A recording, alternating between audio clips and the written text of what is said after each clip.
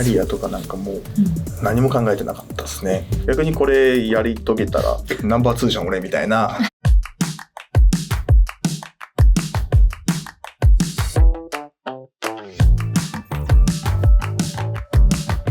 こんにちは。システム組み立てチャンネルのシンボリと大滝です。本日はシンボリのキャリアですかね。シンボリがこれまで築いてきたというかやってきたキャリアみたいなところのインタビューをしていただけるっていうことだったのでよろしくお願いします。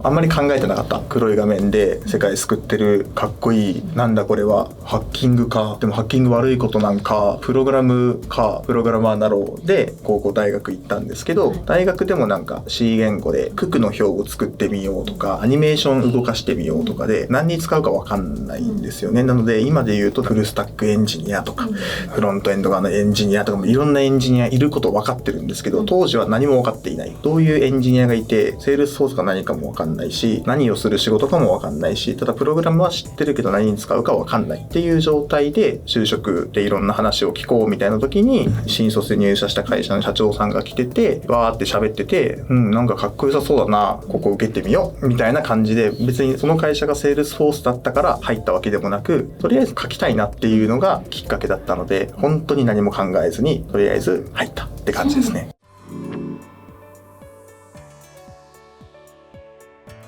最初入社してプログラマーだからって言って APEX 勉強してって言われて、APEX って何みたいな C とか Java とか Ruby とかはやってたんですけど、初めて聞いた言語だったんで、セールスフォースが何かも分かってないのでAPEX なんだみたいな感じでやり始めました。 Java っぽいなみたいな感じで何も分からずに始めた感じです。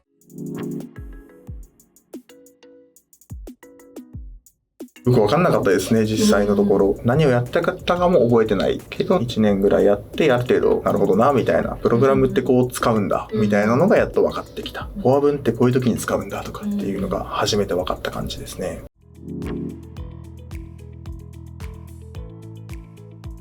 最初は本当によく分かっていない学生で就職して社会の社の字も分かんないような、もう意味分かんないまんま言われたものを作ってるっていう感覚だったので、業務管理システムを作ってるみたいな思いも何もない。言われたものを作ってコード書いて楽しい、うわ動いたイエーイみたいな感じ。あんまり何も考えてなかった。振り返ってみると今セールスフォースを知っている、今の知識があるシンボリがまた大学にタイムスリップしましたと。どういうキャリアを築くかって言ったら分かんないですけど、難しいですけど、もしかしたらプロダクトの開発とかありものを何かするんじゃなくて一から作るようなとこに就職するかもしれないですね。経験してみたいっていうのはあります、個人的には。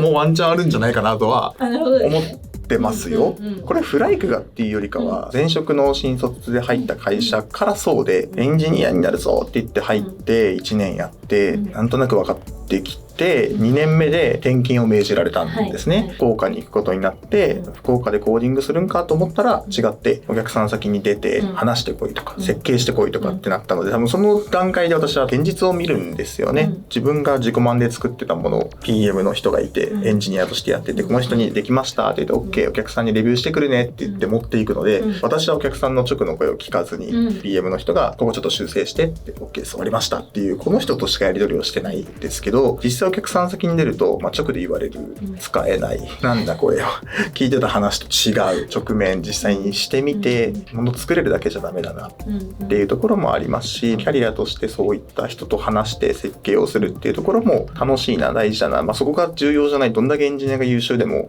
この人たちをうまく使えなければ、設計できなければ終わったものできるよねみたいなところもあったので、そこを別にこう行きたかったですけど、横に伸ばすっていうところに関して嫌だなとか、やりたくないなとかっていうのは一切なかったかなと思います。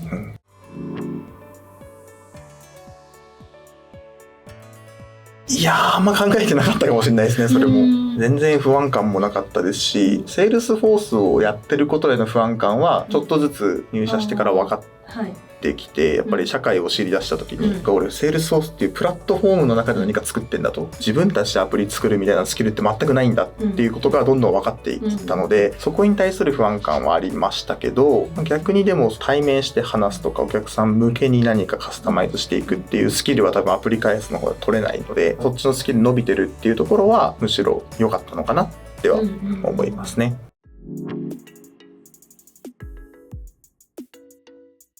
キャリアっていう観点では多分ないと思います。ただそれをただ仕事としてやってるだけで、別にアプリ作りたかったら自分の時間で作ってみればいいし、なんか触ってみればいいしっていうのがあったので、キャリアとしては別になかったですけど、個人のスキルとしては持っておきたいなっていうのはずっとありました。今もあります。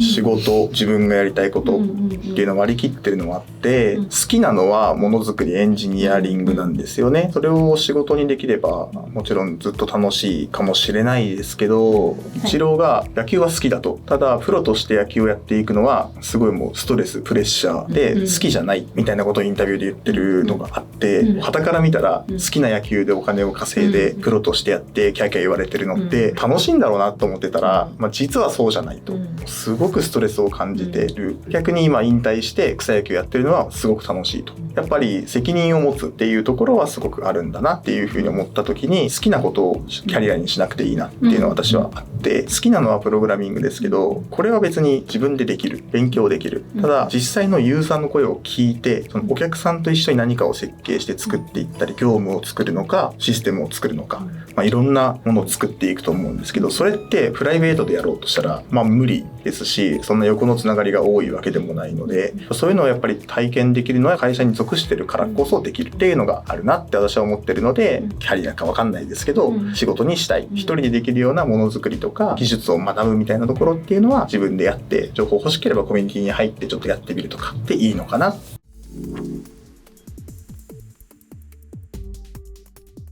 もともとシンボリが入ったタイミングでは5人の会社、シンボリが6人目かな、会社入って、そのもともといたメンバーが誘ってるんですけど、誘った4ヶ月後に彼が知らないタイミングで辞めますってなってるんですね。なので彼は残されたメンバーで4人亡くなって、彼1人いて、大滝とシンボリで、シンボリ今のシンボリではなく、超ジュニアなシンボリで、セールスソースのコーディングしかできない、 API 連携もできない。さてどうするかと。で、残る？どうする？辞める？って聞いたら1日だっけ考えて続けますって言ったんで、そっか続けるかってなって、でそこから半年後ぐらいね、熊本から福岡に来て、そこから一緒にやってきて、過去いたメンバーの負を解消するために全部のシステムのコードを見たりとか、システム設計書作ったりとか、あとは僕がやってた仕事もトランスファーしなくちゃいけないので、一緒にお客さん先行ったりとか、2021年の後半から2022年は記憶にないんですよ。キャリアとかなんかもう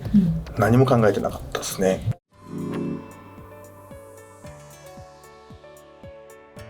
結構いろいろ考えたんですよね。そのまま辞めたメンバーについていくっていう選択肢もあったし、もちろん残るっていう選択肢もあったし、まだ転職して間もなかったので元の会社に戻るっていう選択肢もあるし、転職活動する選択肢もいっぱいあった中で、一回考えようと思って考えた時にどれもメリットなかったんですよ。ついていってもメリットないし、元に戻ったら何のため転職したんやになるし、転職活動をしても別にやりたいことを今から探すのもないし、メリット何もなかったんで。フライクに残るメリットそんななかった。フライクに残るメリットは、デメリットはありましたよ。2人になる。その辞めたメンバーの引き継ぎを全部やらないといけないっていうデメリットはありましたけど、それ以上のデメリットもないし、逆にこれやり遂げたらナンバー2じゃん俺みたいな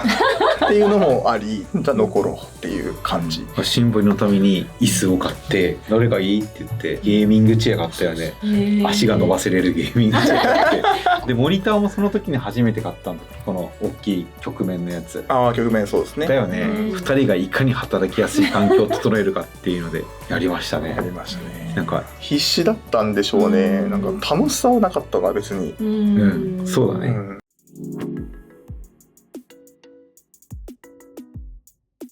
残るんだと思ってやめないんだ、いや過酷だよと思いながら、まあ別にいいやと思って。その頃仲良くないっていうか、普通でしたよ、今はリツキって言いますけど、シンボリ君だったよね。入って3ヶ月間ぐらいで間に2人いて、で彼なんで指示することもないし、ただ101だけは学習してたんで、その時にフルボッコにはしてましたけど。いやあれが一番嫌だったかな。憂鬱だったもんな。いやそれはね君が考えてないからね。憂鬱だったあれ。君どうなりたいの？なんかないの？みたいな。この本読んで。で2週間に1回やったんですよ。で熊本から2週間に1回福岡に行くっていうのがあって、次回までに感想を書いてこいよみたいな。ああまた本か、2週間しかない。でも1週間で読まんと感想考えれんしなみたいな、その2週間のスパンを地獄で戦ってました。でもあれはなんか本を読むきっかけ、本読まない人なんですよね。でも本を読めるようになったし、本からいろんな情報を得れるんだってことも知ったし、自分のことを考えるってことも今までしたことなかったので、嫌でしたけど勉強になったっていうか、やらないといけないなって思ってました。本当全て全部やりなさいって組織だったら潰れてたかも。こんな評価してもらえるんだっていう方が強かったですかね。